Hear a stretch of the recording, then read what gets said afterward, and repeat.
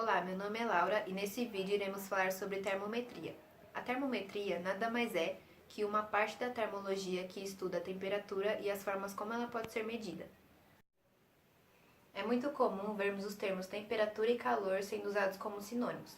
Embora esses conceitos estejam associados, ambos têm definições diferentes e precisam ser distinguidos. Muitas pessoas acham que calor é o oposto de frio, sendo que frio é uma sensação térmica e seu oposto é quente. E corpos com baixas temperaturas também possuem calor, porém em menor quantidade. O calor, que também pode ser chamado de energia térmica, corresponde à energia em trânsito que se transfere de um corpo para o outro em razão da diferença de temperatura. Essa transferência ocorre sempre do corpo de maior temperatura para o de menor temperatura até que atinja um equilíbrio térmico. A temperatura é uma grandeza escalar utilizada para medir o grau de agitação ou a energia cinética das moléculas em uma determinada quantidade de matéria. Quanto mais agitadas estiverem essas moléculas, maior sua temperatura. De forma intuitiva, temos como observar essas moléculas de acordo com nossos sentidos, como o tato. Podemos observar que essa experiência é muito imprecisa, pois pessoas diferentes podem experimentar sensações térmicas diferentes em um mesmo ambiente, porque as noções sensoriais de quente e frio são muito individuais e dependem também principalmente do local anterior ao qual a pessoa esteve exposta. Uma experiência mais precisa para observar a influência da temperatura e assim a agitação das moléculas é quando tiramos alguns cubos de gelo do congelador e percebemos que ele é inflexível, ou seja, seu grau de agitação de moléculas é baixo, estando assim em uma temperatura baixa. Já se o deixarmos em um copo por várias horas em temperatura ambiente, esse gelo se tornará água e, em forma de líquido, seu grau de agitação será maior. E se por último nós levarmos esse recipiente ao fogo, quando estiver em uma temperatura alta, seu grau de agitação de moléculas estará muito mais alto também. Com essa experiência, podemos concluir duas coisas. Quando a temperatura da matéria está baixa, seu grau de agitação de moléculas também será baixo. Quando a temperatura estiver alta, o grau de agitação de moléculas também será alto. O aparelho para medir a temperatura é o termômetro, e ele possui 3 escalas: Celsius, Fahrenheit ou Kelvin. Na medição de temperatura, não é possível fazer operações algébricas em seus valores, algo que é permitido fazer em outras grandezas. Por exemplo, não é permitido fazer subtrações ou somas. Se comprarmos 1 metro de tecido, depois 2 metros, então teremos 3 metros de tecido. Isso não ocorre com a temperatura. Se tivermos 25 graus Celsius e sobrepomos a mais um de 25 graus Celsius, não teremos um de 50 graus, teremos um de 25. O equilíbrio térmico acontece quando dois corpos com temperaturas diferentes são colocados em contato e depois disso alcançam o mesmo valor de temperatura. Por exemplo, o café quente com leite frio. Eles vão ficar misturados até que alcancem uma temperatura morna. Esse termo define o equilíbrio térmico, ou seja, a igualdade de temperatura entre o café e o leite. Quando um corpo fica quente, o correto é dizer que esse corpo ganhou calor. Quando o corpo fica frio, o correto é dizer que ele perdeu calor para o meio onde está. Vou falar um pouco sobre a termologia. Para entender melhor o que é termologia, eu vou dar um exemplo sobre o chá. Quando o chá está quente, as moléculas dele vão ficar bem separadas. E quando o chá fica frio, as moléculas ficam mais juntinhas. Daí a gente consegue entender melhor a temperatura. A temperatura se dá com o grau de agitação de cada molécula. A gente consegue descobrir qual é a temperatura que se tem no chá, por exemplo. Aí vamos ter o termômetro. O termômetro dá o valor exato da temperatura. E aí a gente consegue medir o valor, vamos supor, do chá, qual é a temperatura dele. A propriedade termométrica serve para conseguirmos medir no termômetro. Geralmente se usa mercúrio ou álcool. Quanto maior, mais elevada a temperatura. Então, se está o mercúrio ou álcool está em cima, vai ser mais a temperatura. Essa escala aqui se chama escala termométrica e depende dos pontos fixos. Os pontos fixos é o Celsius, Fahrenheit e o Kelvin.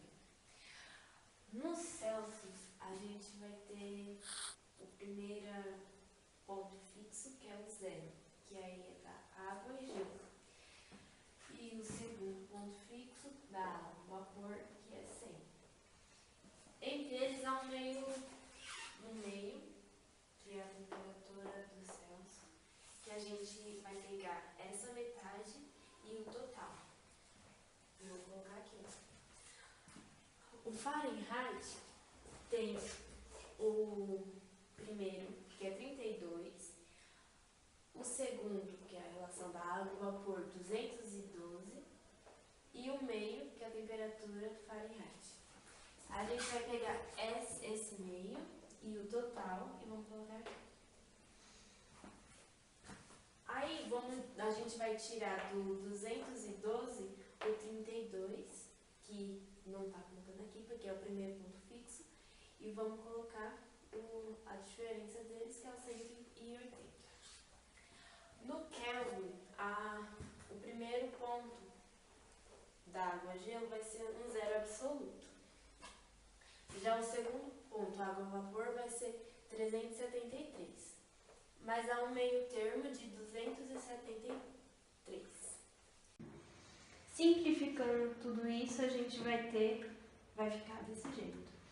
Quando a gente quiser saber o valor em Fahrenheit, só que está em Celsius, a gente vai excluir o Kelvin aqui e vai fazer a diferença. Quando a gente quiser saber de Kelvin está em Fahrenheit, a gente exclui o Celsius aqui e vai fazendo assim sucessivamente. Oi, eu vou mostrar como nós podemos fazer as conversões entre as escalas termométricas, mas antes disso eu vou falar um pouco sobre essas escalas. As escalas termométricas são usadas para indicar a temperatura, ou seja, a energia cinética associada à movimentação das moléculas. No Sistema Internacional de Unidades, a temperatura pode ser medida em 3 escalas: a escala Celsius, a escala Fahrenheit e a escala Kelvin. Aqui no Brasil, a unidade de temperatura que utilizamos é o grau Celsius. Porém, em alguns países como Inglaterra e Estados Unidos, a temperatura é medida em Fahrenheit. Para convertermos Kelvin em Fahrenheit, Fahrenheit em Kelvin ou Fahrenheit em Celsius, Celsius em Kelvin, nós precisamos usar algumas fórmulas específicas. Então, eu vou mostrar essas fórmulas e como nós podemos fazer essas conversões. Para transformarmos Celsius em Fahrenheit, nós vamos utilizar a seguinte fórmula. Fahrenheit é igual a graus Celsius vezes 1,8 mais 32. Vamos transformar 40 graus Celsius em Fahrenheit. Então, nós substituímos o valor na fórmula e copiamos o resto. Fazemos primeiro a multiplicação, que é igual a 72, e copiamos o 32. O resultado disso vai ser 104 Fahrenheit. Ou seja, 40 graus Celsius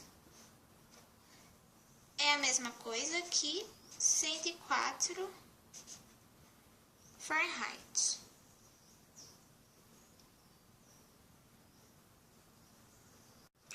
Vamos agora transformar Fahrenheit em Celsius. Para isso, nós utilizamos essa fórmula.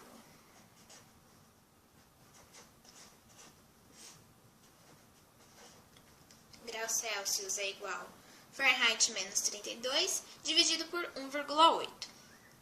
Vamos transformar 104 Fahrenheit em Celsius. Substituímos o valor na fórmula e copiamos o resto. 104 menos 32 é igual a 72, dividido por 1,8, que é igual a 40 graus Celsius. Ou seja, 40 graus Celsius é igual a 104 Fahrenheit.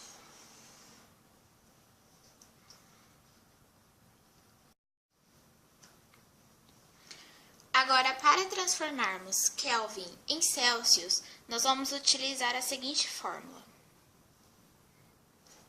Graus Celsius igual Kelvin menos 273,15. Vamos então transformar 307 Kelvin em graus Celsius. Substituir o valor na fórmula e copio 273,15. Resolvendo isso, nós temos 34 graus Celsius. Ou seja, 307 Kelvin é a mesma coisa que 34 graus Celsius. Para convertermos Celsius em Kelvin, nós vamos utilizar a fórmula. Kelvin é igual graus Celsius mais 273,15. Vamos transformar 30 graus Celsius em Kelvin. Então, nós substituímos o valor na fórmula e copiamos o resto, 273,15. Fazendo a soma, nós vamos obter 303,15 Kelvin.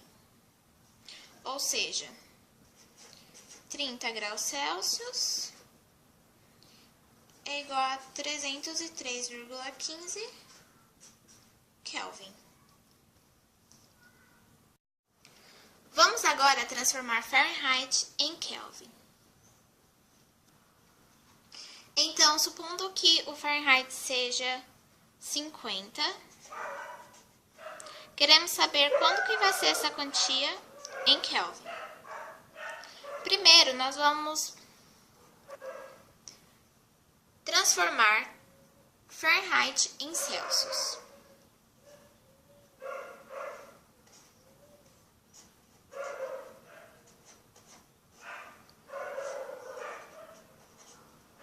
Substituímos o valor na fórmula e copiamos o resto. 50 menos 32 é igual a 18, dividido por 1,8, que é igual a 10 graus Celsius.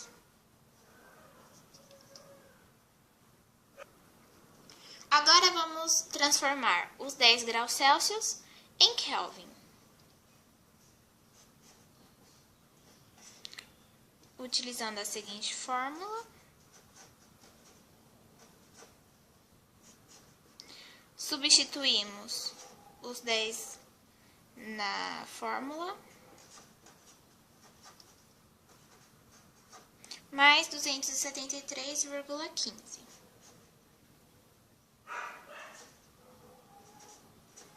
E temos 283,15 kelvins como resultado.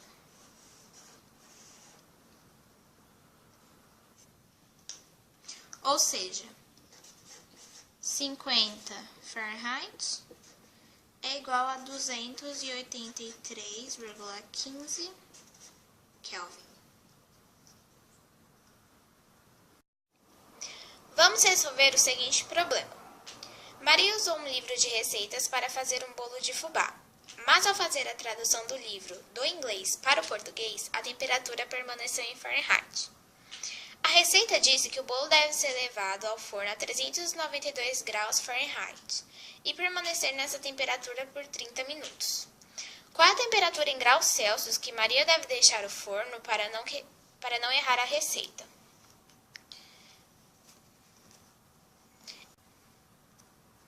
Então, nós vamos converter 392 graus Fahrenheit em graus Celsius, utilizando a fórmula. Graus Celsius é igual a Fahrenheit menos 32, dividido por 1,8. Substituímos o 392 na fórmula, que é o valor que nós queremos converter, e copiamos o resto.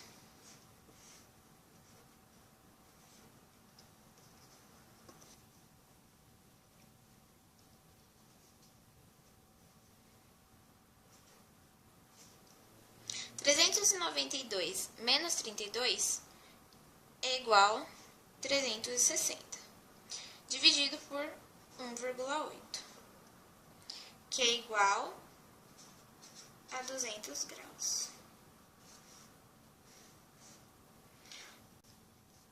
Ou seja, a temperatura que a Maria deve deixar o forno para não errar a receita é 200 graus.